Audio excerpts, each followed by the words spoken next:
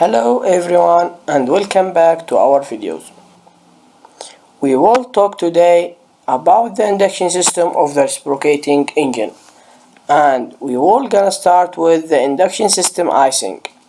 The ice occurs when water freezes in the induction system and restricts airflow to the engine. This makes the engine have some failures, or we can say some difficulties that affect the engine. The first difficulty, run rough. The second one, lose power or quit in flight. The third one, poor engine performance, and this the problem and cause disappear once the ice melts. To understand how induction system form and the induction system of it and the method in which it can be prevented or removed. The induction icing can form when the aircraft flying through clouds, fog, rain, sleet, snows, or when the humidity is high. The three types of induction system icing are fuel evaporation ice or the carburetor ice. When the temperature drop, that occurs when fuel is vaporized in a carburetor. As fuel released into air streams, it turns into vapor and absorbs heat from surrounding air. This can drop in the air temperature 30 Fahrenheit or more. This loss of heat is enough to cause the moisture in the air to condense and freeze. Carburetor accumulates ice before any other parts of an aircraft in flight. Carburetor ice occurs at temperature up 70 Fahrenheit and humidity low 50%. Carburetor ice exists when the outside temperature 30 Fahrenheit to 40 Fahrenheit and relative humidity above 60%.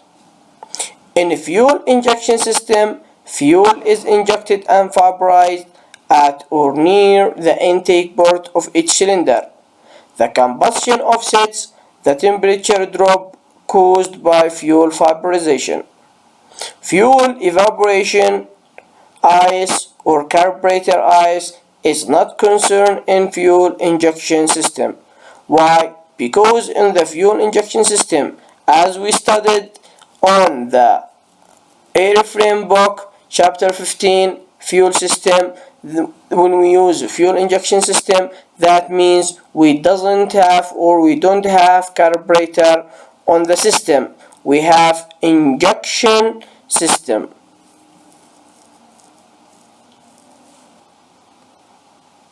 Of course, this our carburetor, and this the fuel enters float chamber, and this the float control chamber fuel level, and this the mixture needle control fuel to the discharge nozzle, and here we have the air enters carburetor, and this the discharge nozzle supplies fuel for the venturi, and this our venturi that creates the low pressure areas to draw fuel, and the last one we have the throttle control rate of fuel air mixture.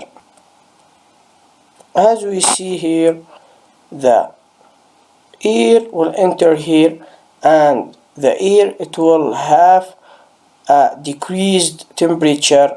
So when the air here have a decreased temperature, this ice will accumulate in this area and will make carburetor icing.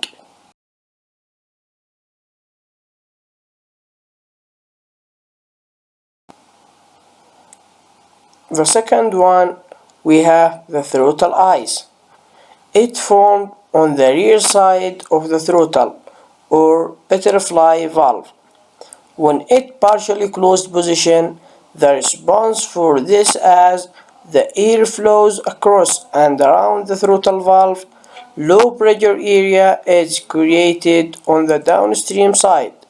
This a cooling effect on the fuel-air mixture, which can cause moisture to accumulate and freeze on the backside of the butterfly valve. The throttle ice occurs at temperature above 38 Fahrenheit.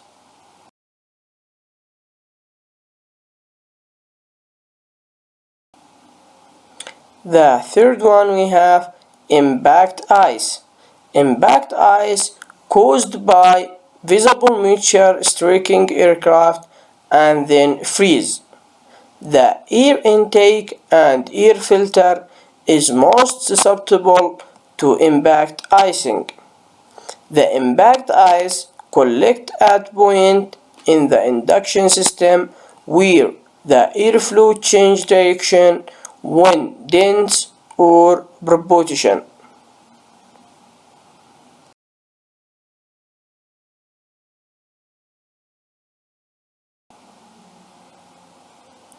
Ice detection and removal.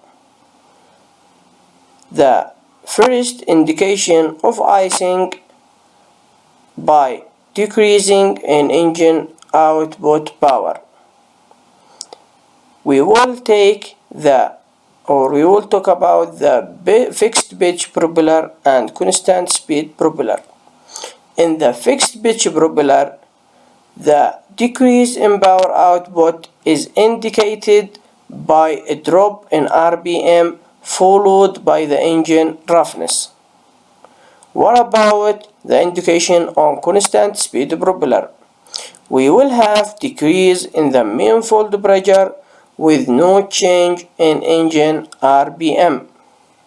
So how we can remove the ice from the aircraft?